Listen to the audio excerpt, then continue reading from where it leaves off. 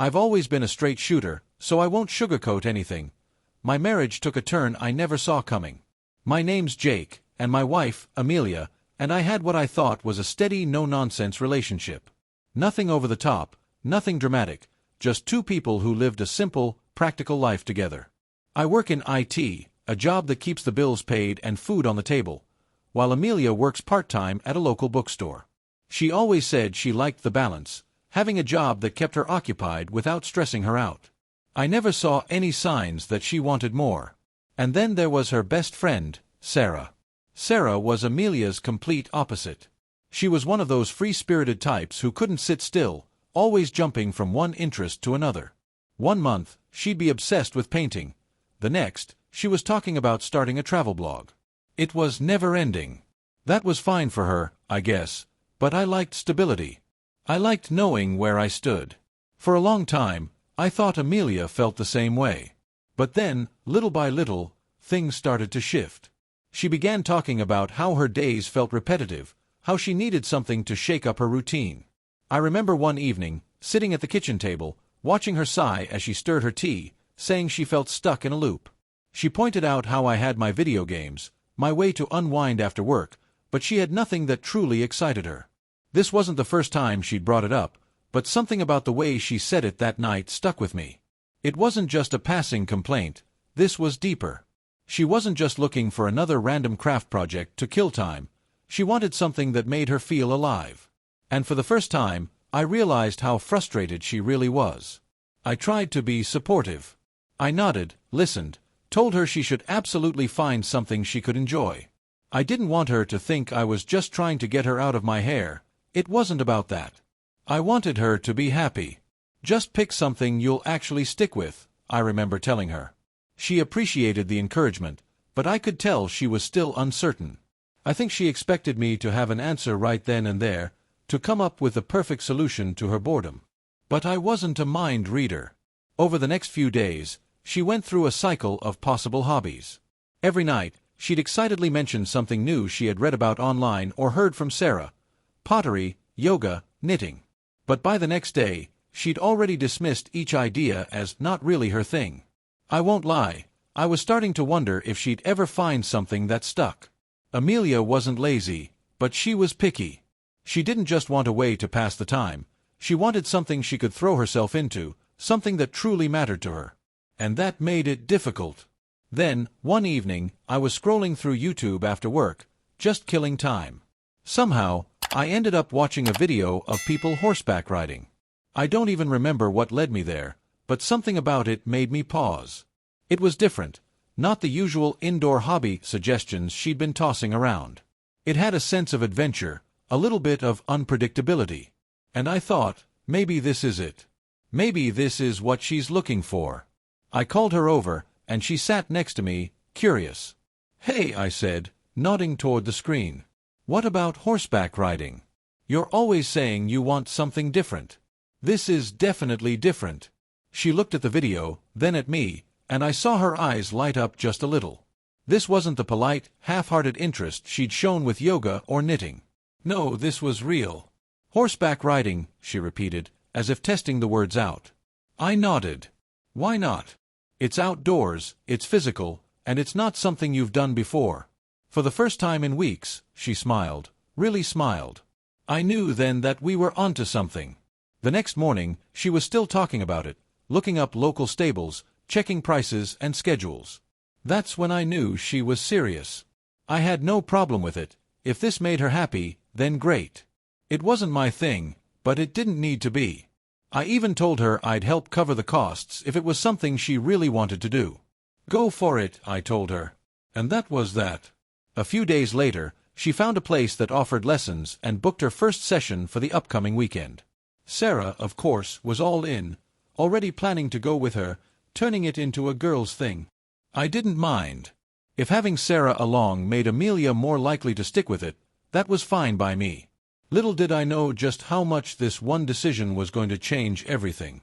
At first, I thought horseback riding would be just another passing interest, something Amelia would try for a few weeks before moving on to the next thing, like she had with pottery and yoga.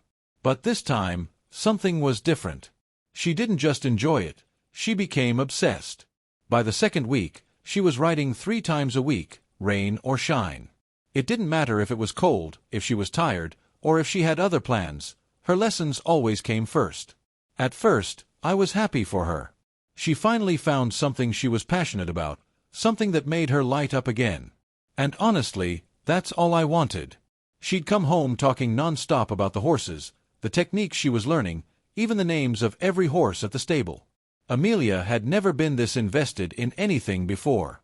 It was like this world had completely pulled her in, leaving no room for anything else. At first, I shrugged it off. Everyone needs something that pulls them away from the monotony of daily life. For her, it was horseback riding. No big deal.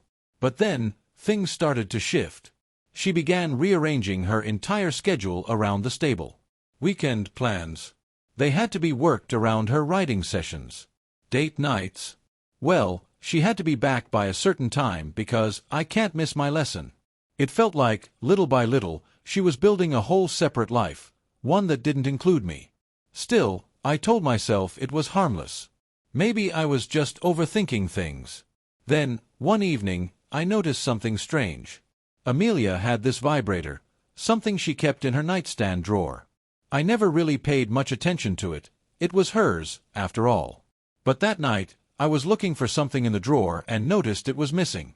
At first, I figured she had just moved it. No big deal, right?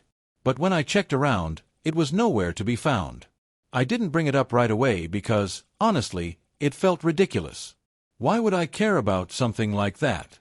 But the more I thought about it, the weirder it seemed. Amelia wasn't the type to just misplace things. And she wasn't exactly the kind of person to throw stuff away for no reason. A few days later, curiosity got the best of me.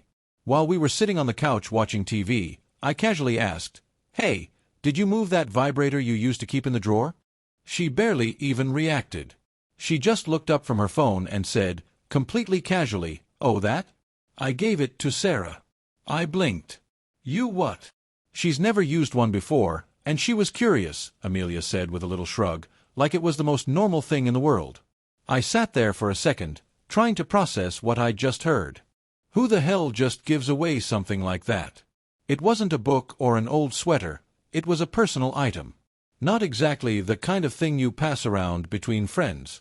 Something about the whole situation didn't sit right with me. I told myself I was overreacting. Maybe it really was just Sarah being Sarah, and Amelia trying to help her out. I let it go because I didn't want to be that paranoid husband. But once that little seed of doubt was planted, I couldn't ignore it. Something was off. I started paying more attention to her routine. Amelia became more secretive, always checking her phone before she left for the stable, always making sure she was on time, as if missing a single lesson would be the end of the world. It was weird, but I kept telling myself to chill out.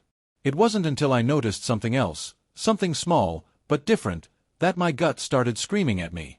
She wasn't just excited about riding. She was obsessed. And I was starting to wonder if it was really about the horses at all. At first, I didn't want to jump to conclusions.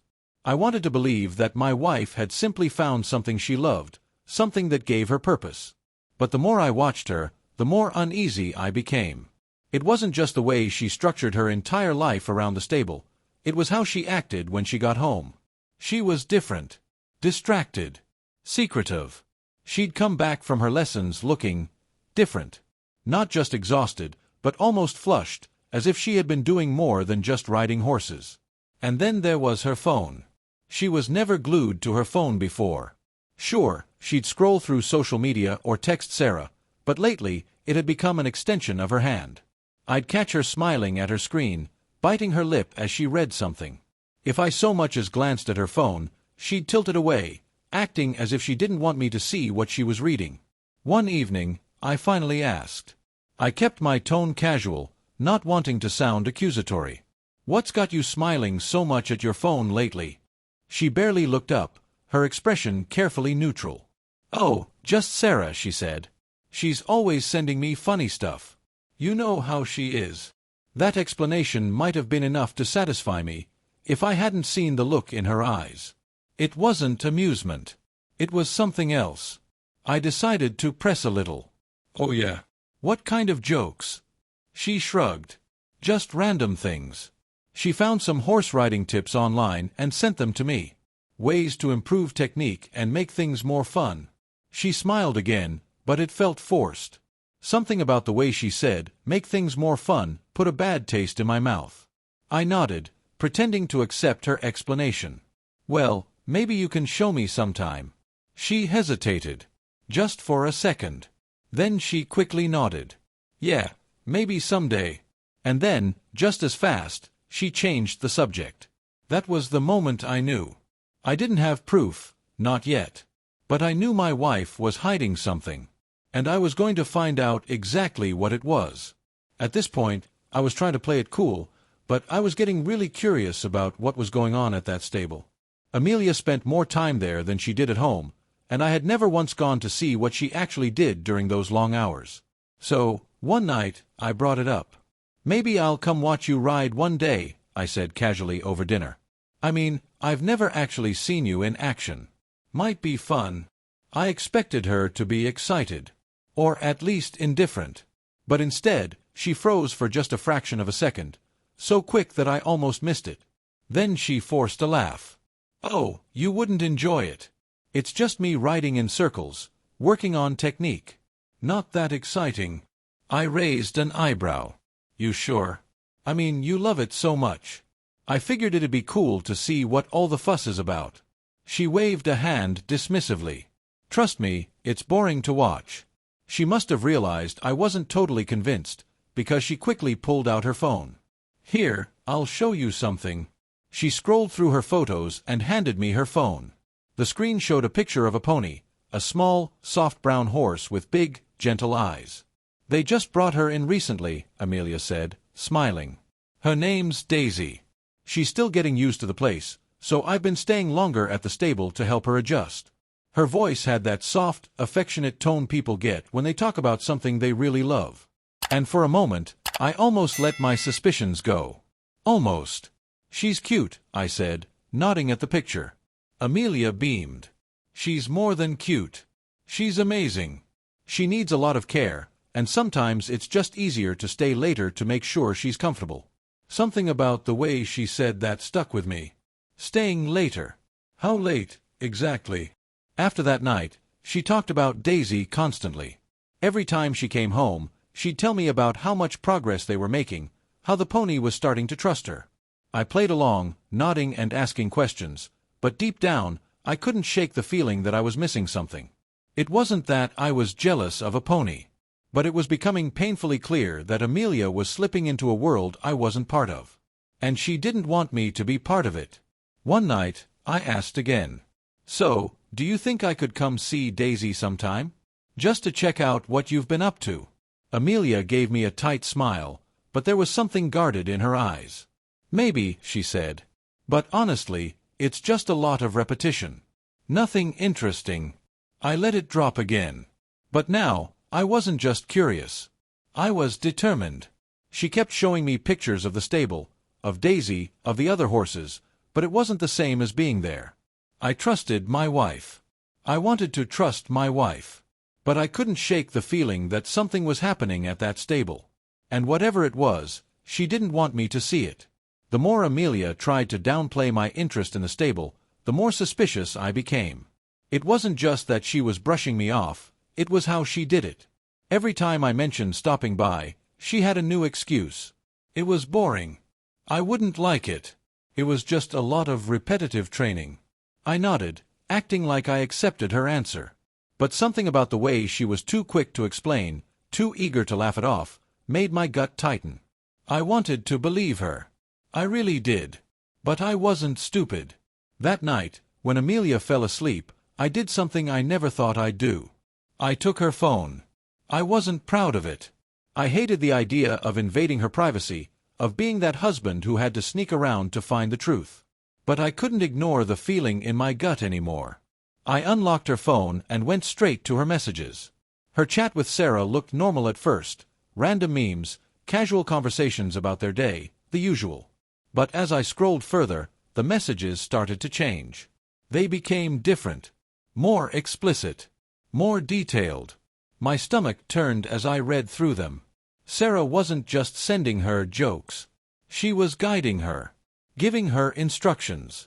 What I was reading didn't make sense at first. It was cryptic, like some twisted inside joke I wasn't part of.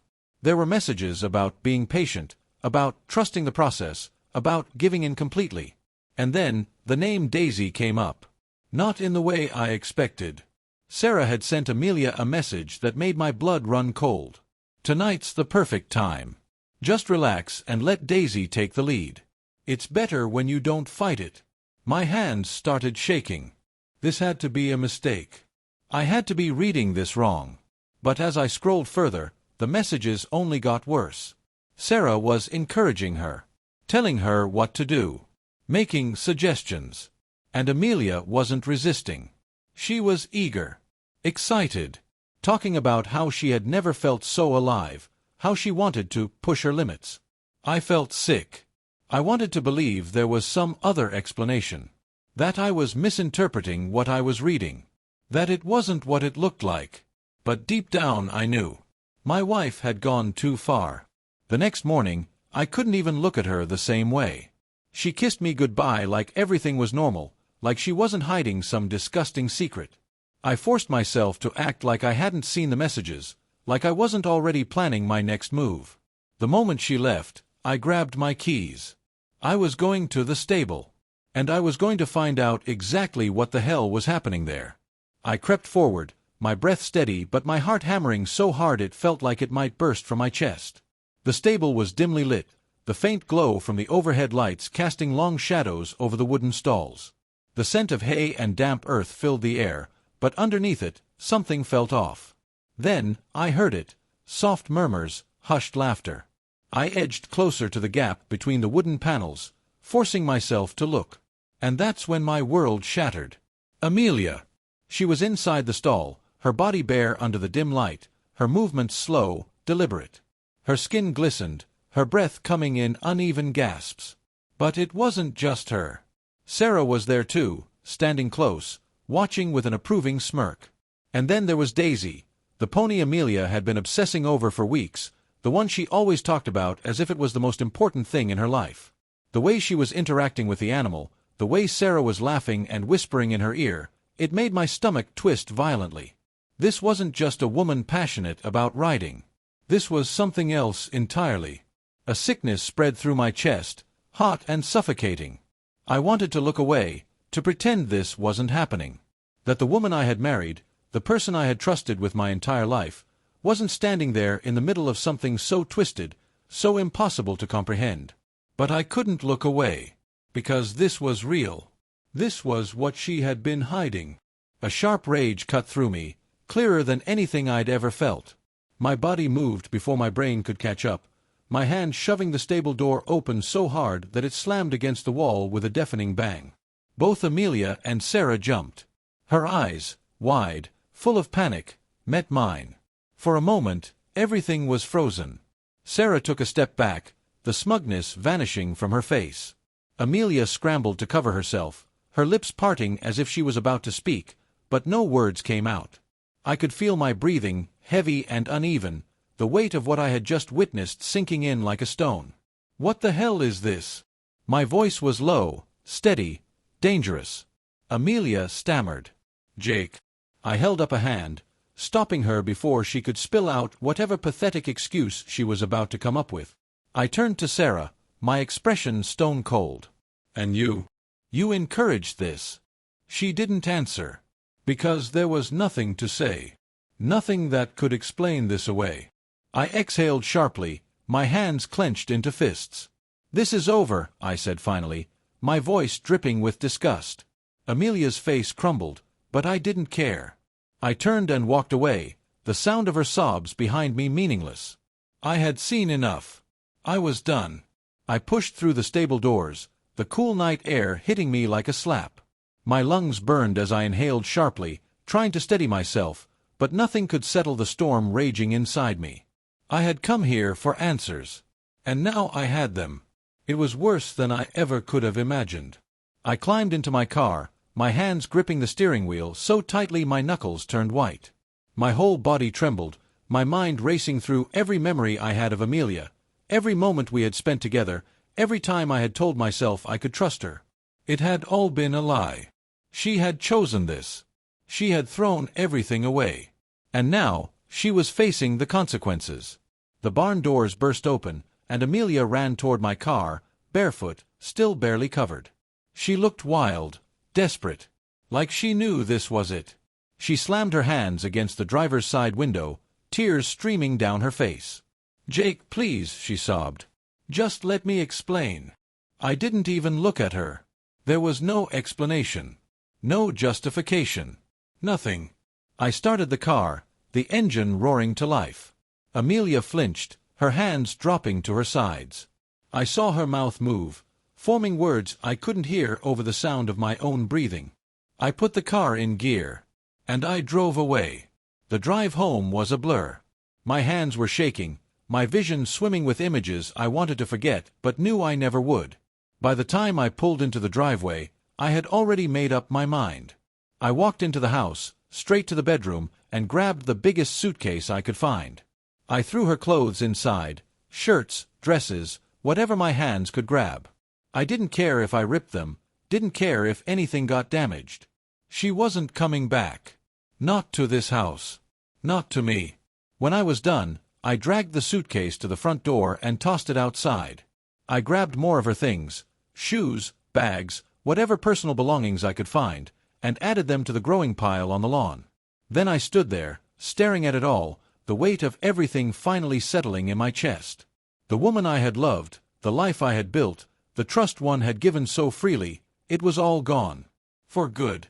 She showed up an hour later. I heard the car tires screech into the driveway, the engine cutting off too fast. A moment later, Amelia was at the door, her face streaked with tears, her body trembling. She saw her belongings piled outside, and her expression crumpled. "Jake, please," she whispered, stepping forward. "Can we talk?" I crossed my arms, standing firm in the doorway. "No." Her breath hitched. I made a mistake." I let out a sharp, bitter laugh. "A mistake?" "No, Amelia. Forgetting to pay a bill is a mistake. This." I gestured toward the driveway, my voice hard as stone. "This is a choice." Tears welled in her eyes again. "I never wanted to hurt you." "Then you shouldn't have done it," she sobbed, shaking her head. "I love you." I felt nothing. "Not anymore." "No, you don't," I said quietly. "Because if you did, we wouldn't be here right now." For a moment, she just stood there, silent. Then she let out a shaky breath and wiped her face with the back of her hand. "So that's it," she whispered. I nodded. "That's it." She looked at me for one last second, searching, maybe hoping I would change my mind. But I didn't. I stepped back into the house and closed the door. I didn't watch her leave. I didn't need to. Because she was already gone. And for the first time in a long time, so was I. Thank you for visited my YouTube channel. Your support, likes, and comments truly inspire me to create even more engaging content. If you enjoyed this video, don't forget to subscribe and hit the notification bell so you never miss an update. You're a part of this amazing community, and I'm thrilled to share my stories with you. See you in the next video.